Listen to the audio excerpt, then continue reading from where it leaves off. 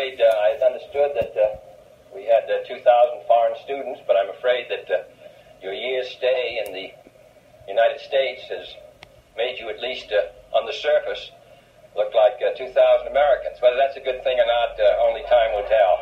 But we're glad to have you here. I'd like to find out where most of you are from. First, could we have those who come from this hemisphere, which I define as North and South America, Canada? Hold up their hand. All right, now those who come from Western Europe, would they hold up their hand? And those from Africa? And what about Asia? And what about Australia? And New Zealand? And Hawaii? Well, in any case, we're delighted to have you here. I must say I'm hopeful that in the coming months and years that others will come to the United States. And I'm especially hopeful that we can secure more students from Africa and Asia. We're glad to have all of you here. We're glad to have all of you here from Western Europe. But we want to spread this out a little more.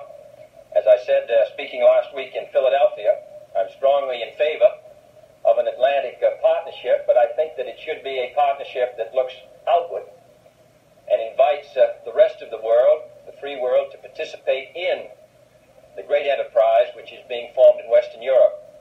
I'm glad that all of you have come here to the United States and taken a long look at us. I'm sure that you go back to your own countries and you will find yourselves like all those who have studied abroad. I think defending, I hope, this country and also serving in a sense as a bridge between your own countries and the United States.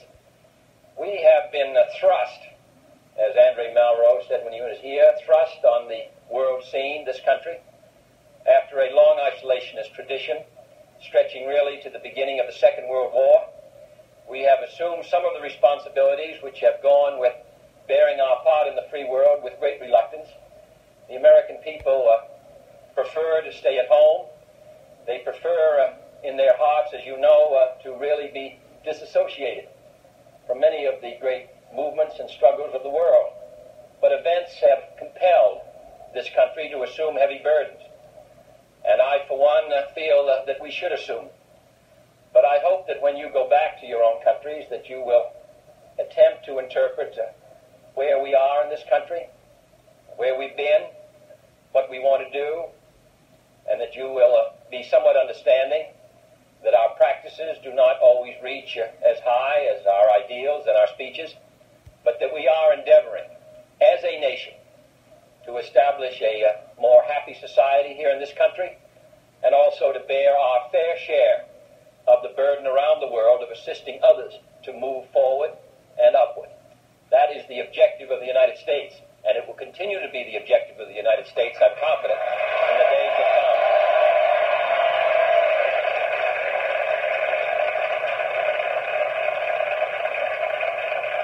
We are particularly glad to invite those of you who come from Great Britain. With all, they hold up their hand.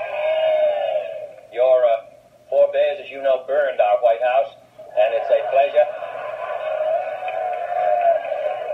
It's a pleasure to welcome you here on this peaceful occasion. I want you to meet one of our distinguished members, one of the distinguished members of the United States Senate, who was meeting with me this morning, a former teacher, senator from Minnesota.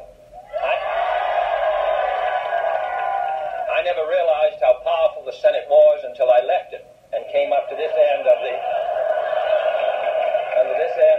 Pennsylvania Avenue.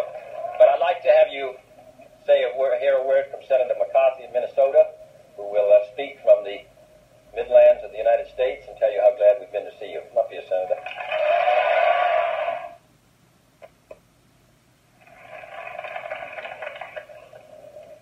Privilege of speaking before you. Senator McCarthy owes me at least 3 votes now in the next 2 months. I want to close by quoting a distinguished